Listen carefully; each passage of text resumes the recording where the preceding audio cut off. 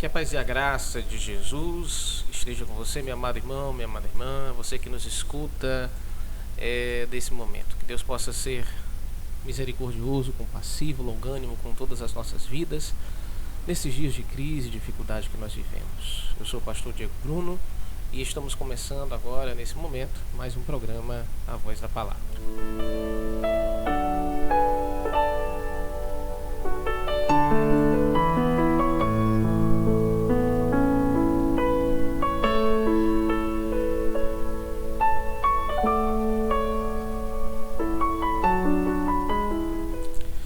E nesse momento eu queria chamar a sua atenção, porque hoje nós queremos tratar sobre um assunto que tem sido alvo de grande polêmica nesses dias. Nós sabemos que muitas pessoas estão em crise espiritual, emocional, e na hora de tratarmos de certos assuntos, às vezes tratamos eles no calor das nossas emoções.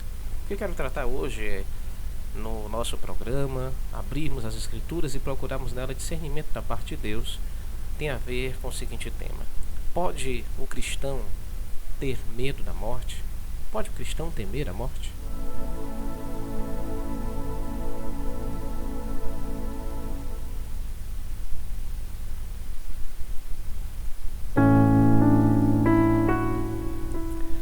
E na verdade, o que eu quero chamar a sua atenção é que o que nós mais precisamos ter nesses dias é prudência, paciência, compreensão. Nos colocarmos no lugar do outro, tentarmos entender o outro. E para isso, nós precisamos sempre ter a palavra de Deus como a nossa regra de fé e prática. Então eu quero chamar a sua atenção para um estudo que eu quero agora tratar com vocês. Se você tiver agora esse momento, separe esse momento agora para ouvir essa palavra, ouvirmos o que as Escrituras têm a dizer sobre este tema. Como é que nós devemos reagir então diante da morte? Com medo ou com coragem? Os que fazem desafiar a morte com coragem estão embasados na Escritura? E como é essa coragem? Aqueles que têm medo são repreendidos pela Bíblia por terem medo? E em quais circunstâncias eles têm medo? Eu quero chamar a sua atenção agora para esse tema em nome de Jesus.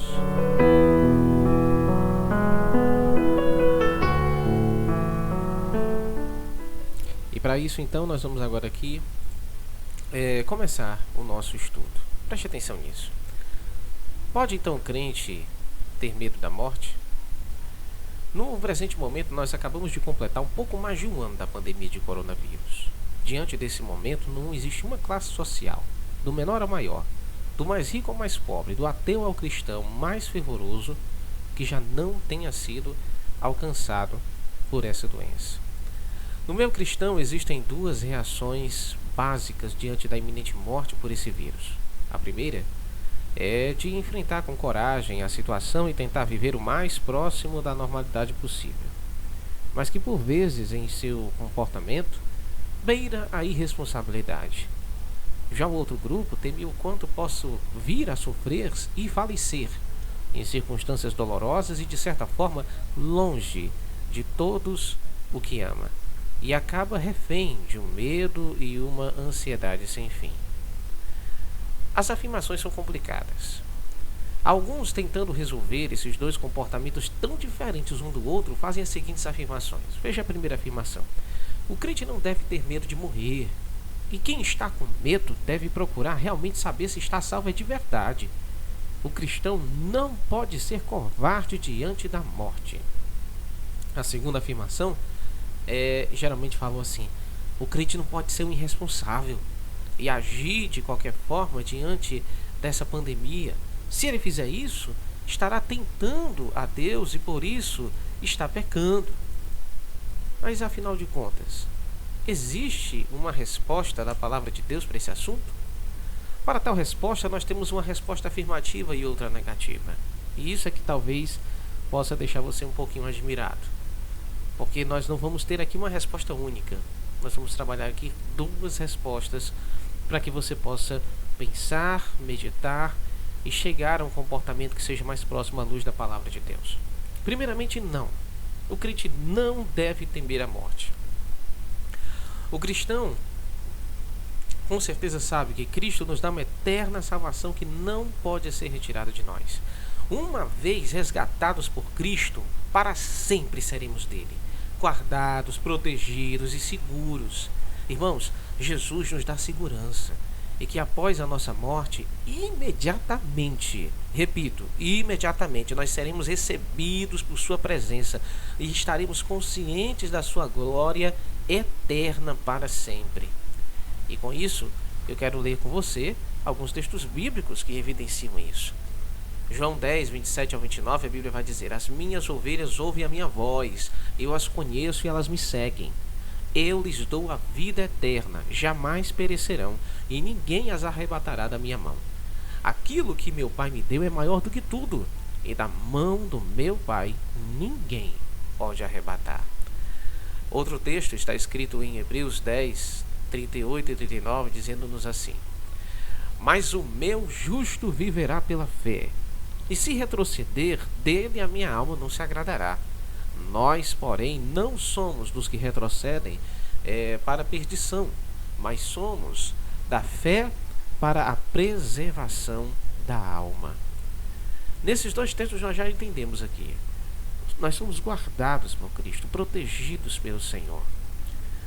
E nós não somos pessoas que vamos retroceder, justamente pelo fato de Cristo aqui estar nos firmando e nos protegendo.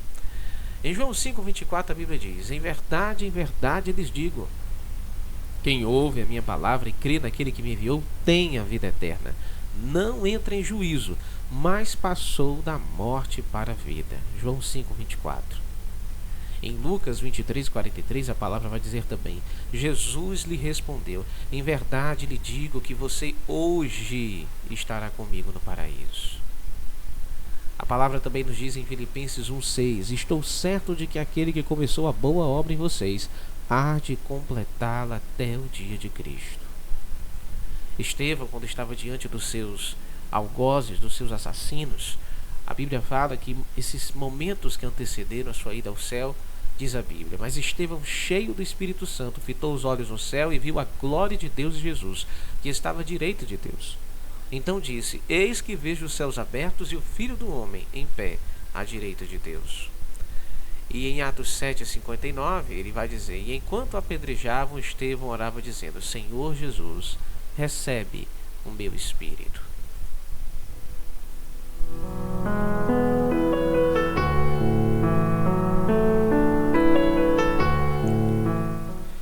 E com isso, o que eu quero chamar a sua atenção?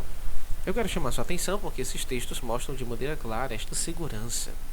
Cristo há de nos receber na eternidade, na presença dele. E ao fecharmos os nossos olhos a esta terra, nós instantaneamente, sequencialmente, posteriormente, imediatamente, nós estaremos na presença de Deus, sendo recebidos pelo nosso glorioso e Salvador Jesus Cristo. Quando então olhamos esses textos, a pergunta é: nós não devemos temer a morte? De maneira nenhuma. Temer a morte como se a morte fosse um pulo no escuro, temer a morte como se fosse apenas a desintegração do nosso corpo, como se fosse apenas um mero estado de inconsciência e nada mais, como a extinção completa do nosso ser. Não, a morte não é isso. A palavra mostra clara que a nossa salvação é eterna, é segura, e ao passarmos deste mundo para a eternidade, estaremos firmes, seguros e na presença do Senhor. Mas eu quero agora te dar a outra resposta. Sim, o crente pode temer a morte de acordo com certas circunstâncias. Primeiro, quero falar para você sobre o instinto natural de sobrevivência que muita gente às vezes esquece. Sim, se o medo se refere à dor e ao sofrimento que podem existir no processo da morte. Quando nós pensamos nesse processo de dor, na maneira como isso vai acontecer, é natural que venhamos a ter medo. Nós mesmos fomos criados com um instinto dado por Deus de sobrevivência. O instinto de sobrevivência inclui nos cuidarmos e nos preservarmos. Esse instinto é algo do qual é impossível fugirmos. Basta perceber que numa possibilidade de você se machucar, você e eu instintivamente reagimos, nos protegendo, levantando os nossos braços em proteção do corpo, nos abaixando ou até mesmo correndo. Se esse instinto nos foi dado pelo Criador, por que agimos como se a morte fosse algo qualquer, com o qual nós não deveríamos ter cuidado ou receio? Queridos, entendam, o nosso corpo, ele luta biologicamente para sobreviver. Para aqueles que acreditam que não devem temer a morte, em hipótese nenhuma, eu quero sugerir aqui uma reflexão. Porque, para aqueles que acreditam que a morte é algo qualquer, algo que deve ser tratado de maneira banal, eu te pergunto, por que antes de atravessar uma rua você tem que olhar para os dois lados? Por que temer ser atropelado? Por que, ao ficar doente, tomar remédio? Por que procurar cura? Por que fazer uma cirurgia? Por que se submeter a um médico? Por que adiar a morte? Até os mais corajosos tomam essas atitudes de cuidado. E não seria justamente por esse instinto natural? Isso não é causado, este zelo com o nosso corpo, não é justamente causado por esse instinto natural de sobrevivência dado por Deus? Então, eu quero fazer com que você entenda que existe uma coisa chamada coerência. No meu discurso, eu não posso tratar a morte de uma maneira tão banal. Ah, tem medo de morrer? Ah, eu não tenho medo de morrer. Você que tem medo de morrer é covarde, mas eu não tenho medo de morrer de maneira nenhuma. Mas só que quem diz que não tem medo da morte, quem não tem medo da morte, geralmente faz de tudo para sobreviver. Então, talvez o que nós precisamos entender é ter medo da morte no sentido de acreditar que será condenado.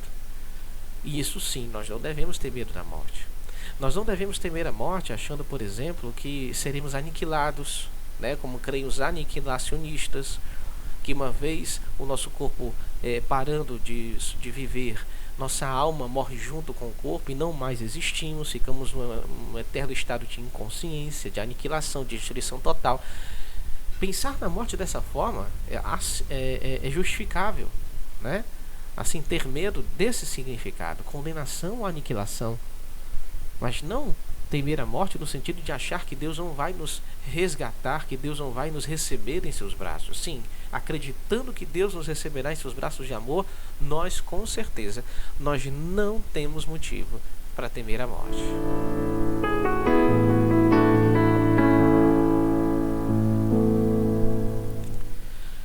Mas nós precisamos então lembrar desta condição, que então não podemos tratar a morte de maneira banal. Por quê?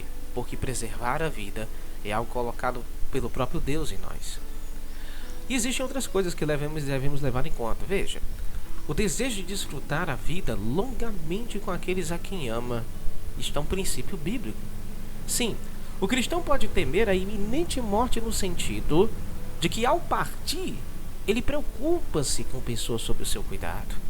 Um pastor que se preocupa com a sua congregação, um pai ou uma mãe com seus filhos, especialmente se forem ainda muito pequenos e dependentes de sua ajuda, ou até mesmo alguém que tenha sob seus cuidados pais idosos que exijam cuidados constantes.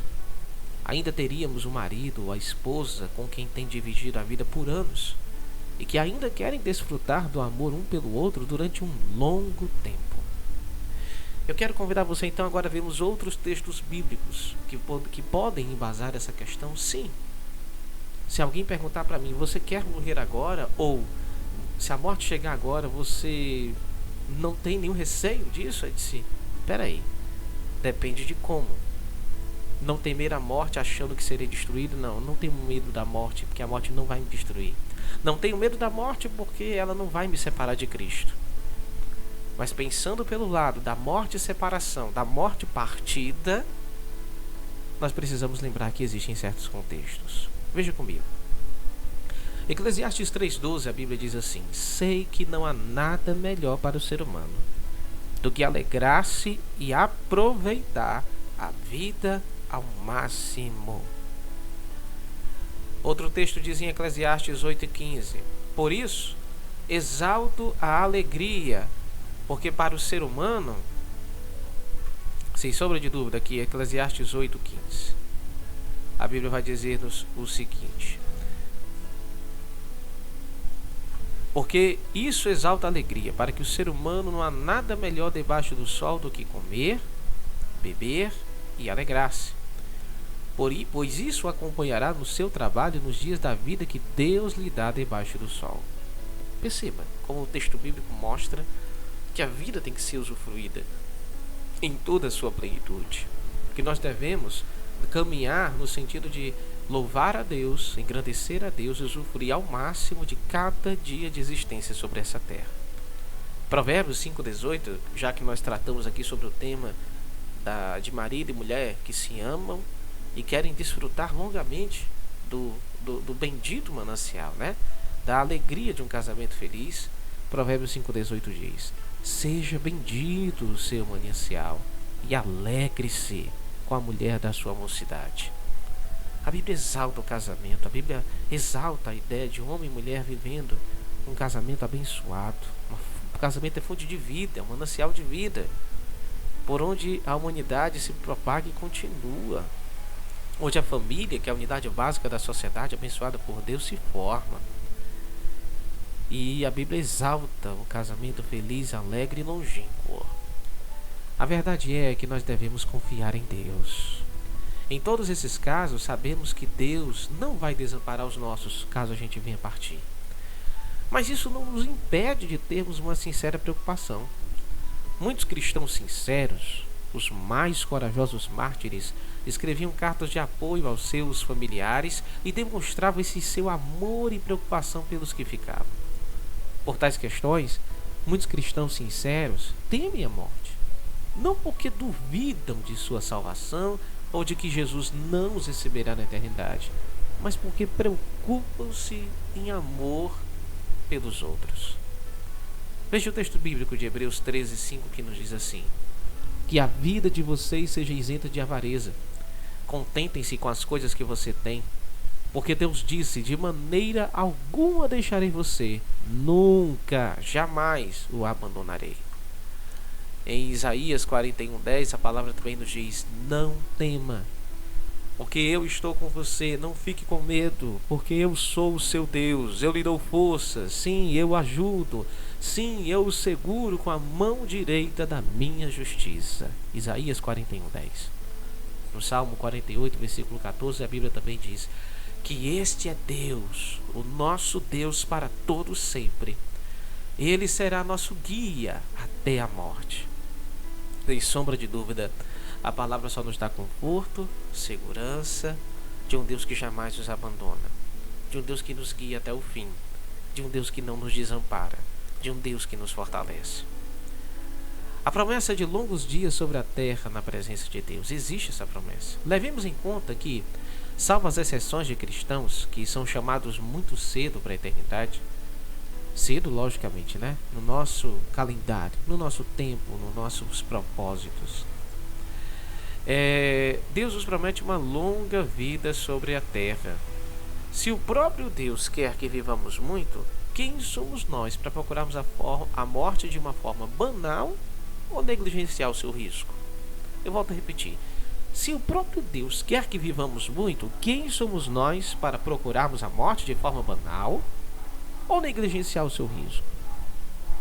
Salmo 34, versículo 12 a 14 nos diz assim: quem de vocês ama a vida e quer longevidade para ver o bem? Refreie a língua do mal e os lábios de falar em palavras enganosas. Afaste-se do mal e pratique o bem. Procure a paz e empenhe-se por alcançá-la. No Salmo 91:16, Deus também nos diz assim: vou saciá-lo com longevidade e lhe mostrarei a minha salvação.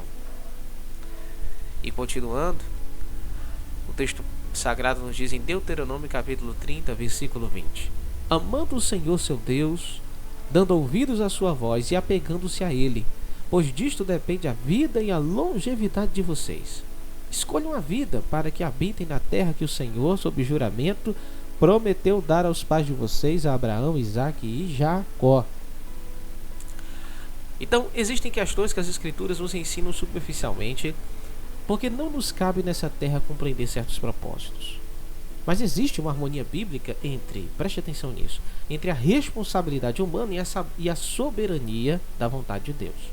Ou seja, jamais morrerei fora dos propósitos de Deus, mas eu sei que minhas decisões podem sim influenciar o tempo, por exemplo, da minha morte. Se não fosse assim, não teríamos esses textos. Por exemplo, aqui nós entendemos que não vamos viver além dos limites que Deus estabeleceu.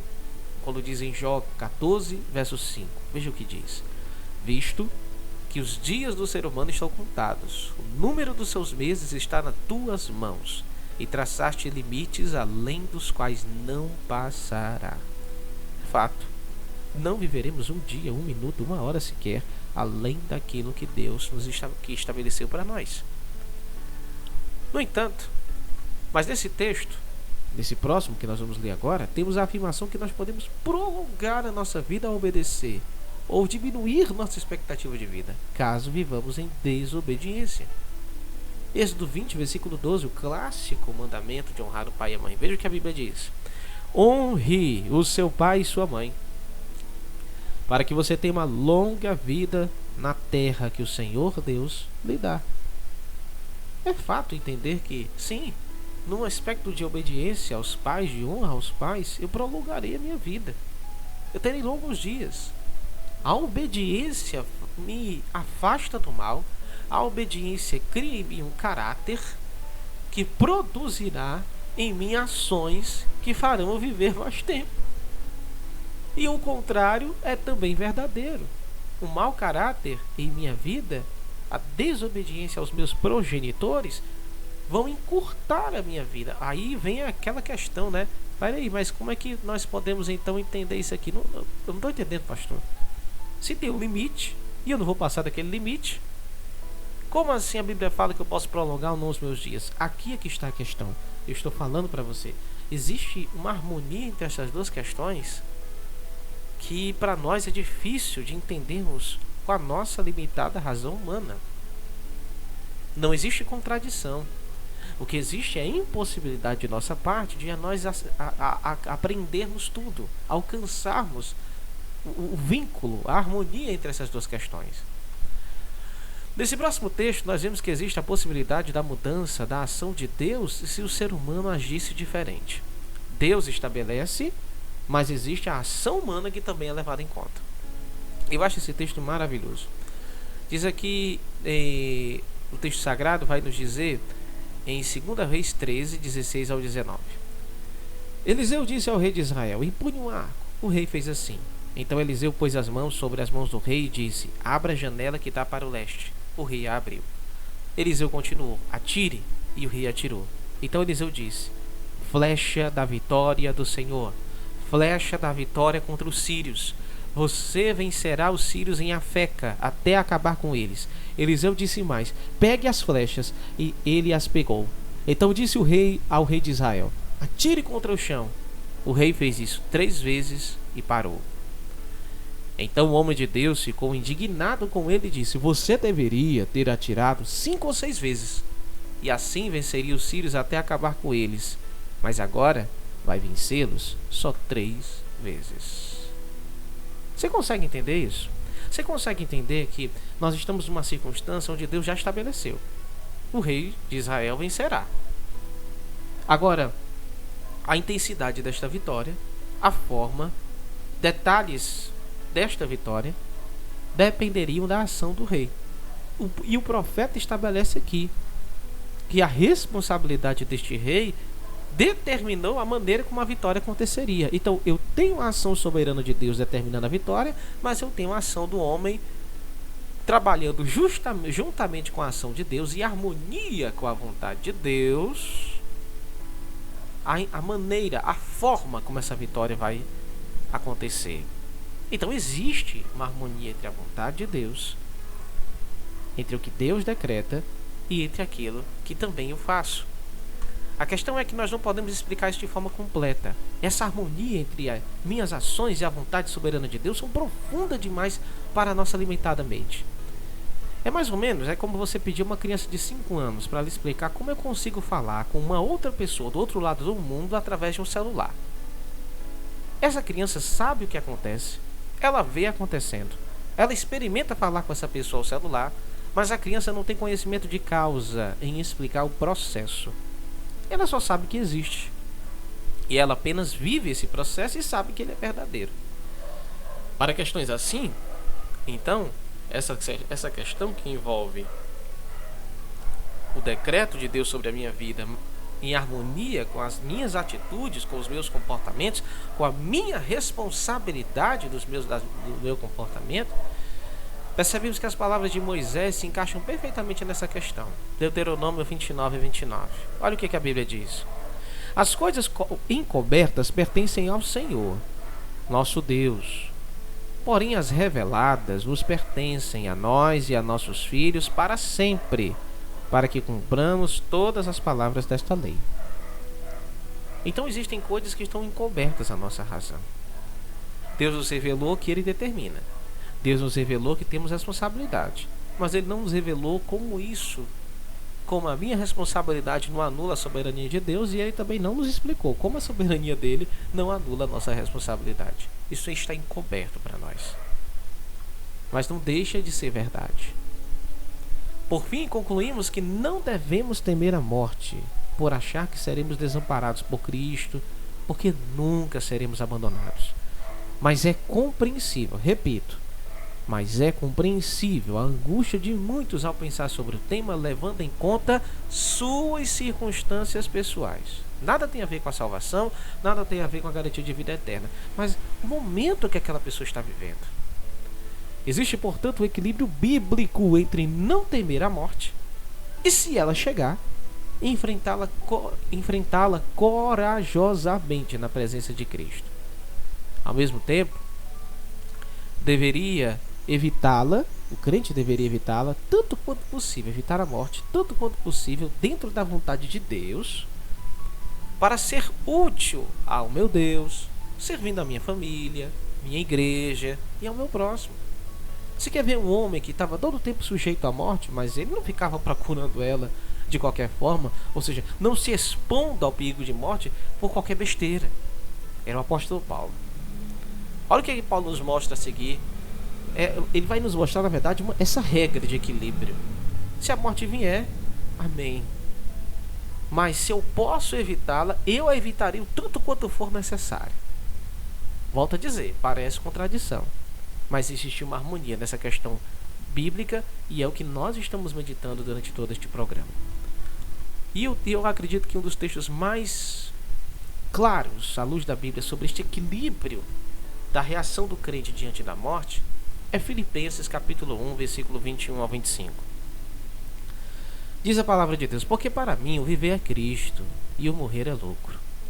Entretanto, se eu continuar vivendo, poderia ainda fazer algum trabalho frutífero. Assim, não sei o que devo escolher. Estou cercado pelos dois lados, tendo o desejo de partir e estar com Cristo, o que é incomparavelmente melhor. Mas, por causa de vocês, é mais necessário que eu continue a viver.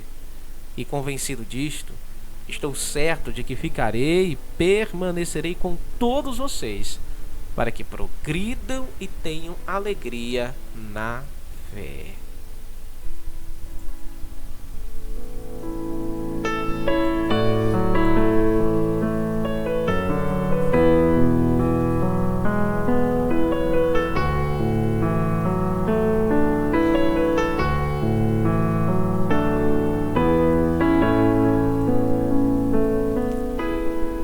E nós estamos aqui agora caminhando para o final.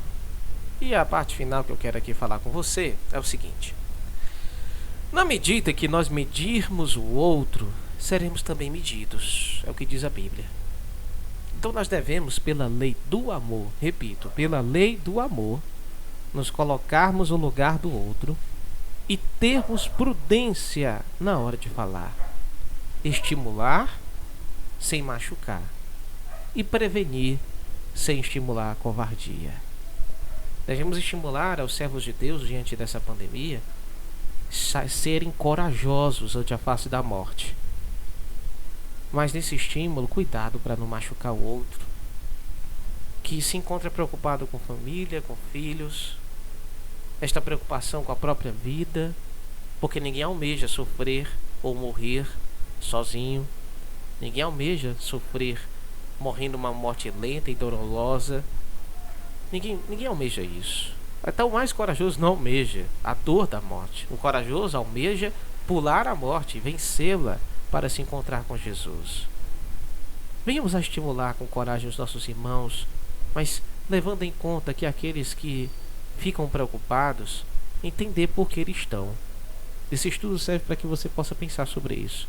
Estimule a coragem sem machucar.